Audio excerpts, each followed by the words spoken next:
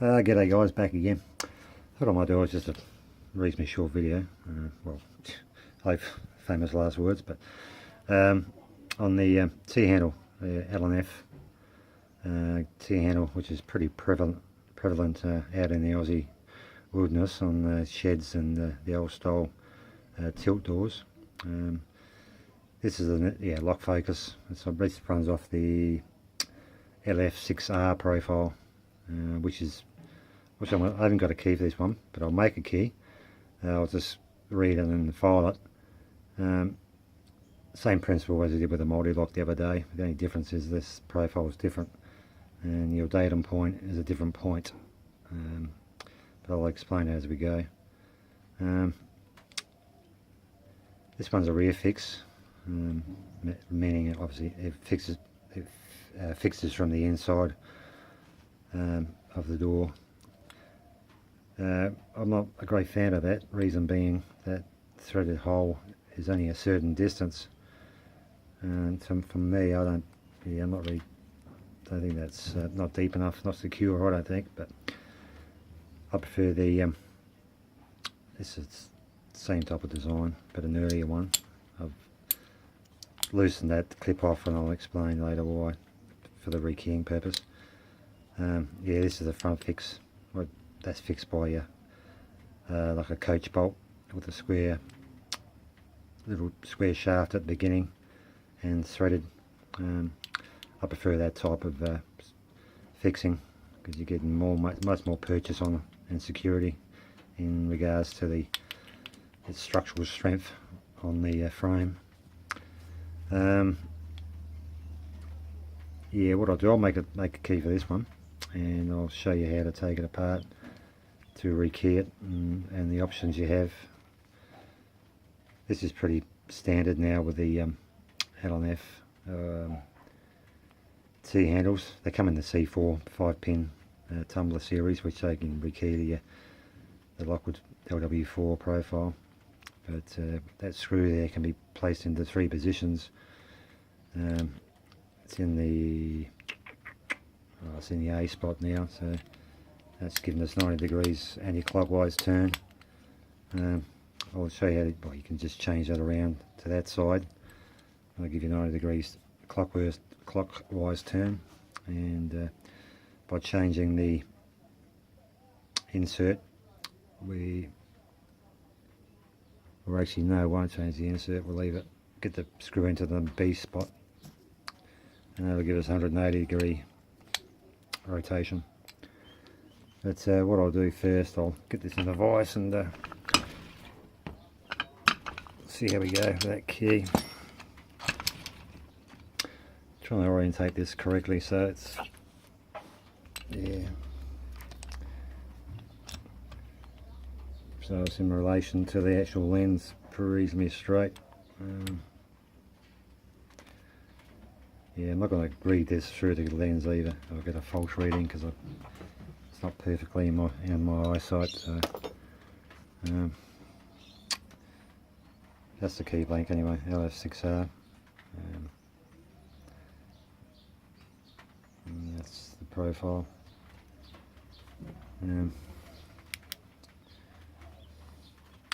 Yeah, with the LF6R profile, the datum point is that warding point on the side there.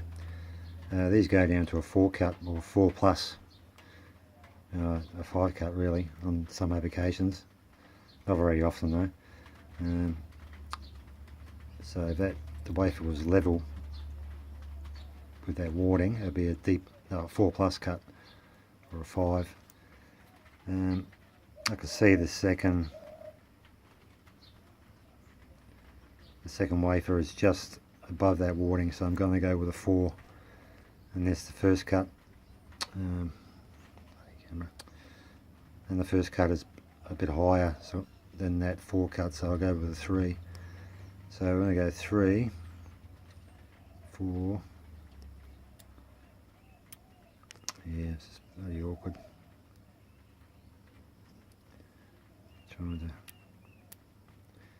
Okay. The third cut is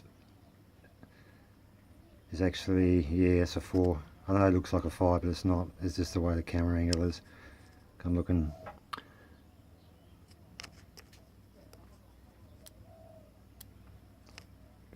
The second one's the 4, and that's the same height as the third one, so it's a 344. Yeah, I don't know, there's got to be a better way of doing this. Pretty bloody rudimentary me doing this way. I think I need a high-tech camera with a focus and all that stuff, but anyway.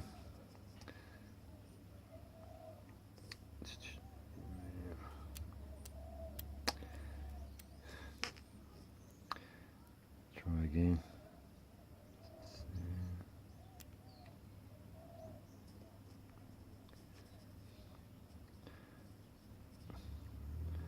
This is harder than it really is. I'm trying to do it for the camera. I'll be doing this on the door with a bloody eye-scope, which is easier, but just for, you know, demonstration purposes, I've got to do it this way. Let's get that. You have the actual light correct.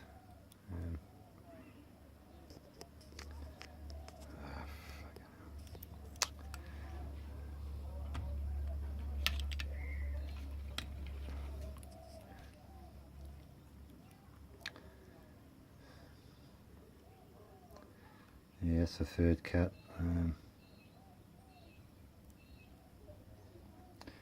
It's the fourth cut.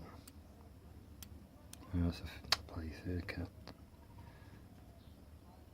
Okay, that's a fourth cut. So that's no, it's not. It's the third cut.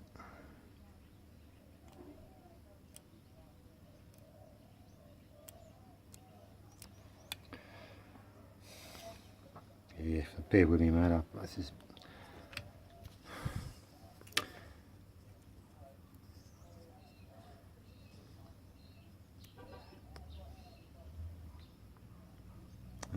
three, four. That's a fourth cut. So it's shallower than the third cut and reasonably level with the first cut. I'm going to go with a 3-4-4-3, and I'm not going to worry about the fifth one, but that's again same principle. That's the elimination process. We'll do the first 4 cuts and we'll do the fifth cut from there.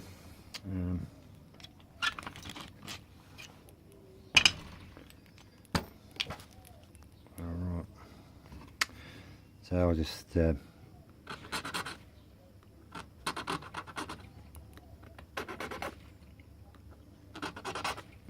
made the markings by eye, and I'm pretty confident with the spacings on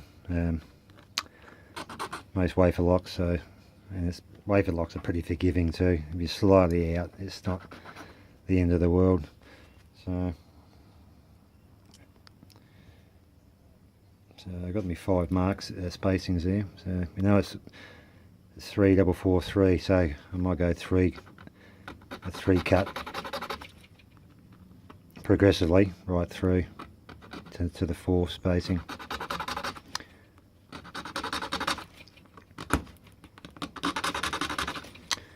Yeah, when you're using the expression file, don't probably go more than 1/2 inch initially to get your depths.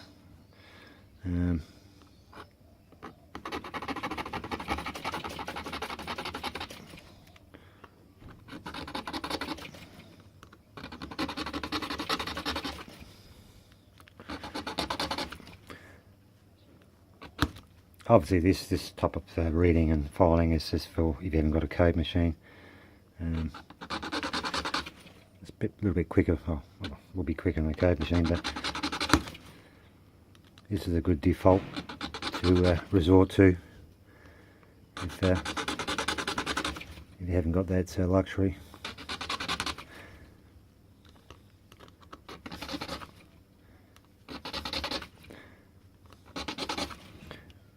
Yes, pretty happy with that as number 3s.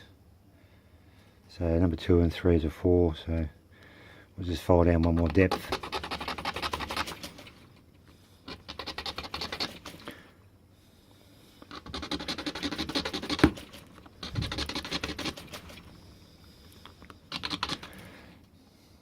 Okay, we'll go with that. Yeah, if you, obviously that's not good enough to use as a key because you've got the crest and waves.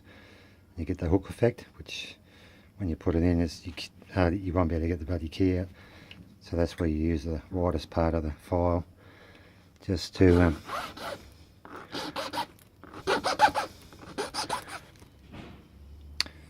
give you that final shape.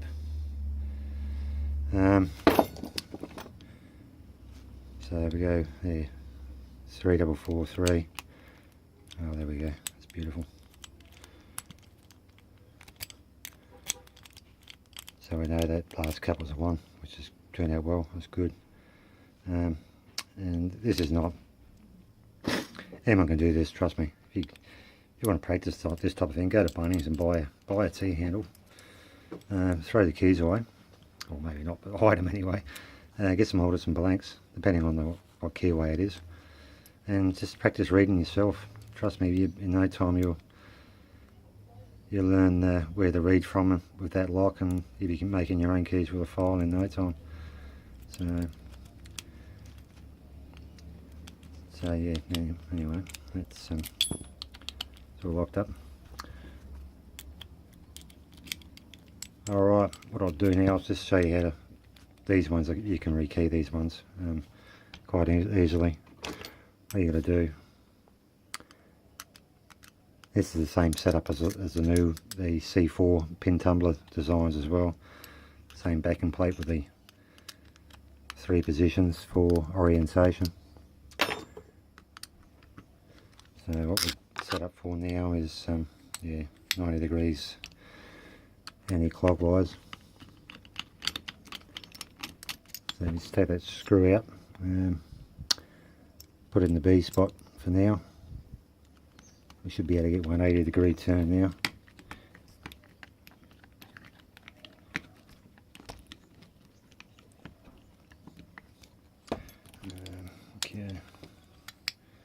Okay, there we go, yeah, 180.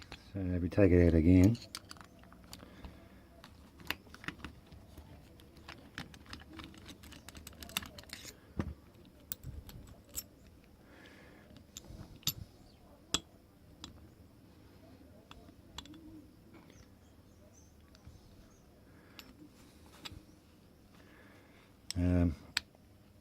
yeah, well, to get the, I think it was the S position, just turn it around so you get access to the screw hole.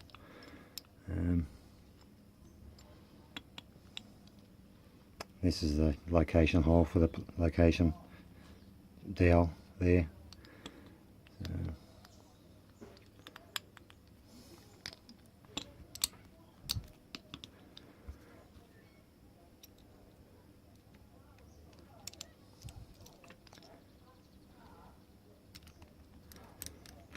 Put it in that position, and yes, and you get 90 degrees clockwise. So that's function anyway. So I'll actually take it out to show you how to get the plug out and rekey. Just remove that, obviously.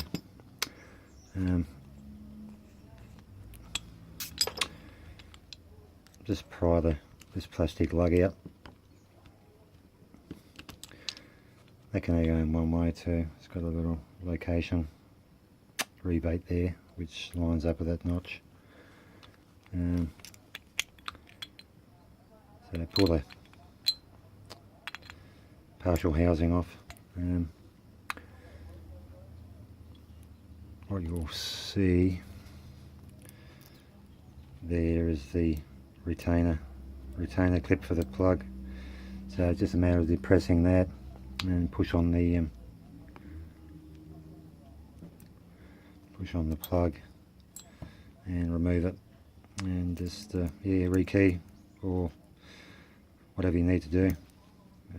This one needs a slight bit of Vaso too. It's a bit dry, but yeah, that's how simple it is.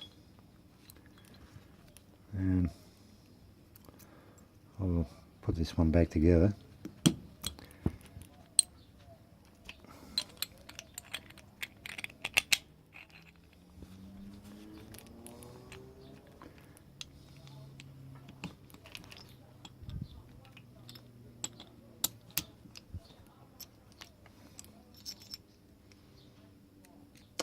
And these are rekeyable. They're meant to be reasonably quick rekeyable type plug.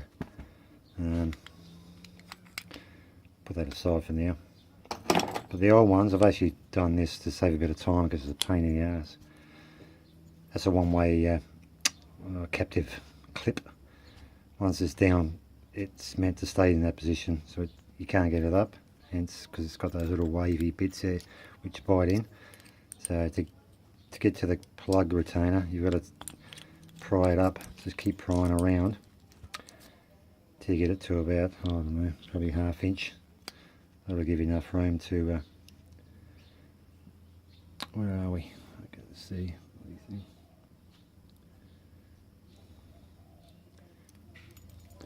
Yeah, they give enough room to expose the retainer pin for the core. Just a matter of yeah, it's easier said than done trying to do this looking through the camera, but if you can keep that depressed, even get an old, as long as the blank's right. Oh, bloody hell, I did. Yeah. Try again. Yeah, just keep that down if you can. Get an old.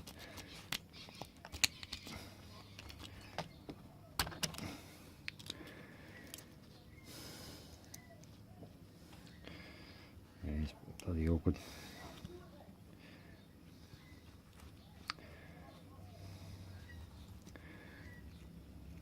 I'll do this on the lever here.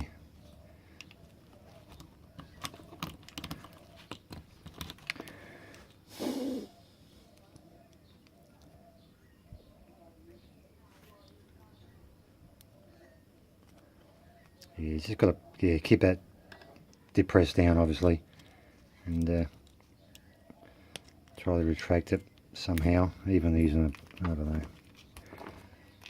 Is there something to hook in there?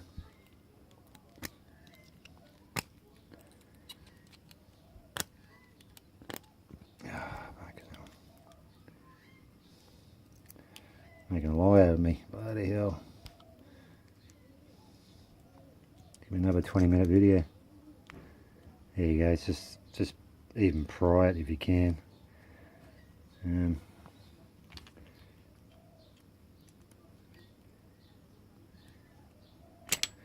remove it.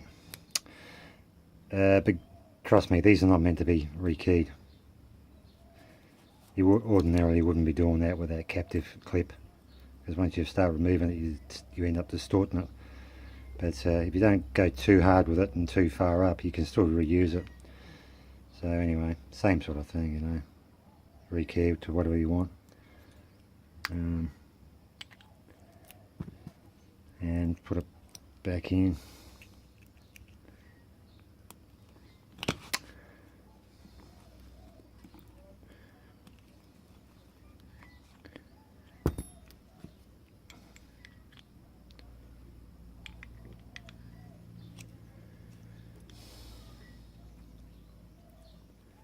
Yeah, bloody trick is keeping that retainer bloody clip down at the same time. There we go. Anyway, it's back in there. It's actually locked up, so it doesn't matter. You can just pick it open or use the key which you've rekeyed it to. It's just a matter of getting that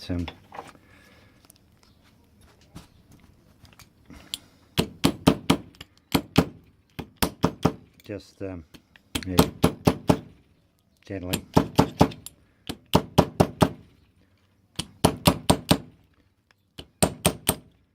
placing it back down home. Might pay to actually use a, I don't know, I haven't got one handy, chisel, cold chisel or something, just to gently get in there, because what I'm doing now, I'm hitting the actual housing. Even a bloody long socket or something. You get the idea anyway. Just drive that home till it's fully home, and you'll have a functioning functioning lock again. I do know, well, according to my old American books, Americans have this type of lock as well, which is pretty common over there, the T handle or the lever handle. But there's a different profile, different wafer setup. I think you can drill theirs out 2332s on a 5-pin and 7/8 on a 6-pin from the edge in with the drill bit. You should be able to get to the retainer clip. Any problem with that, you've got to actually get a brass plug or something just to patch it up. But yeah, but that's the American one. So anyway, that'll do for now, and till next time, take care and goodbye.